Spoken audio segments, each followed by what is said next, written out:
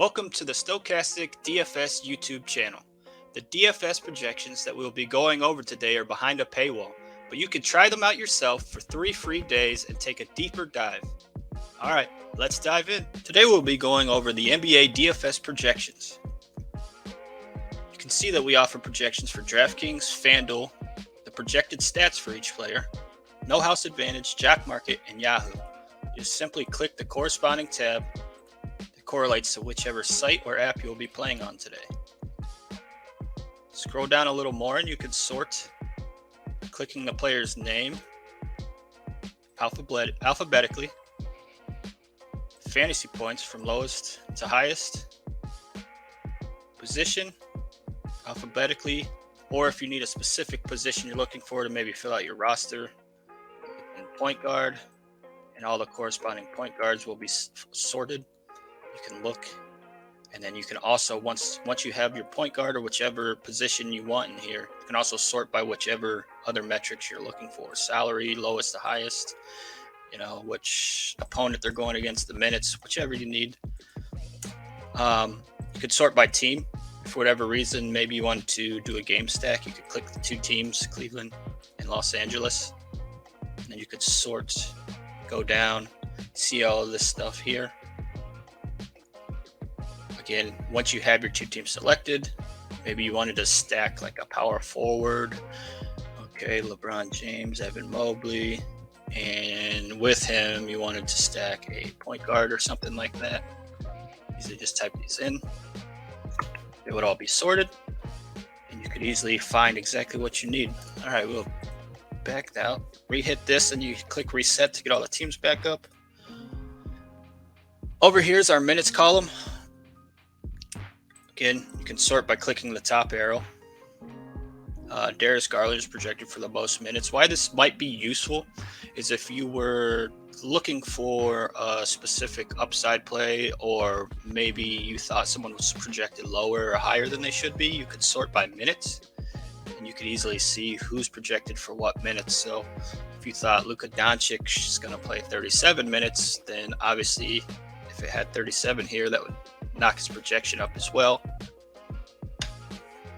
You can just try to find little, maybe you don't 100% agree with, and make use of these minutes. Maybe last minute someone gets ruled out. Now Caleb Martin's going to get a minutes increase, you think, and we still have him projected for 29 at the time. You could easily calculate that if you needed to. The next column is salary. Again, sort smallest to highest, or lowest to highest, highest to lowest. You could even do, let's say you have 2 spots left in your lineup that you're trying to build out, and you need someone between the minimum of 3,000 all the way up to let's say 8,500. Now, show you all the players within that specific price range. Pretty straightforward. This is just an arrow here to make things easier if you wanted to quickly do that instead of typing it in, but typing it in is probably always going to be quicker. Next is our points per dollar. Again, I always like to sort from highest to lowest when I'm looking at these columns. And again, you can always type in from here, 3 to 7, and it would show you all the players in between that specific range, whichever you needed to look for or wanted to look for. The price per dollar. So when you're looking at the projections, so Jalen Duren, for example, his projections in red. He's projected for 19.37 points at 3,500 salary. That's not a terrible projection, even though it looks terrible. But the points per dollar shows that it's actually a pretty good play, a great play actually, based on the points per dollar. Tim Hardaway Jr. as well, and you'll even have guys down here projected for 25.16, but not quite the greatest points per dollar play, so on and so forth. Just another metric to help you figure out who you like or who you don't like. And then lastly is the value column. Sort Tim Hardaway Jr.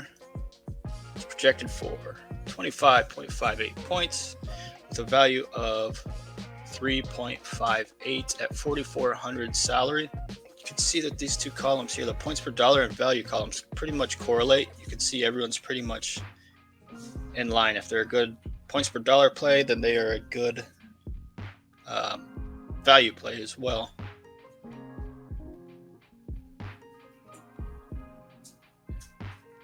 Those are the columns, and like I said, we also offer FanDuel.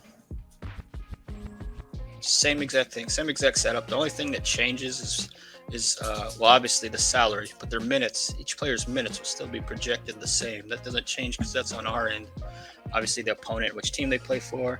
The position might change a little bit from player to player. Like I know Anthony Davis is, I think, center only on DraftKings, but here on FanDuel you can see he's power forward and center eligible. And then obviously the points per dollar and the value changes drastically because of the price difference. And obviously the projection will be a little bit different just based on FanDuel's scoring system as opposed to DraftKings. Again, it's all the exact same columns, same players. It's just a few different things if you were to play on FanDuel. We offer the projected stats as well. So again, here you see their projected minutes, each player. Their expected points. So Luka Doncic is expected to score a little over 31 points tonight. Donovan Mitchell a little over 26. LeBron James a little over, well, actually almost 26. Expected three-pointers. Expected rebounds.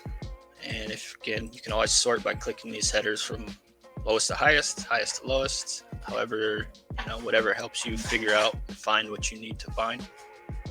Expected assists, steals, blocks, and expected turnovers. Now, this is useful because if you're a bettor, you can easily come in here and just sort. Maybe you're trying to make some player prop bets or something like that, and you can see the point total. Luka's projected for 31, and the website has his over-under at 27 or something. Well, that would be a pretty easy find right there, and you'd want to bet the over, obviously.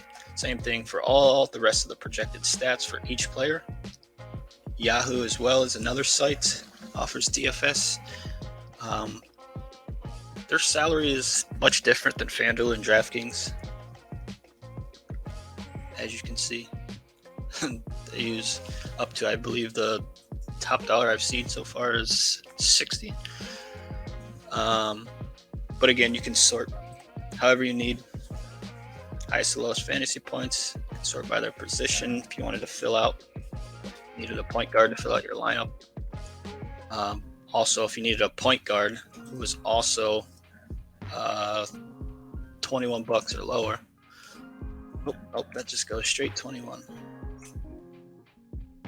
But you could do it like this. Go down, here's 21, and everything lowers. Who you could squeeze into your lineup is your last point guard in. And then the value column. Again, this just easily helps you find good value plays based on their price or their salary. Their salary and their fantasy point projection is what gives you the value. So at $10, Patrick Beverley, not projected for the most points, but he is a great value relative to his price. That's it for the NBA DFS projections. Keep an eye out for more of our tutorial videos that will be linked in the description below. Once you join Stokastic Plus, make sure you join our Discord channel where you can ask any questions that you may have. Thanks for watching.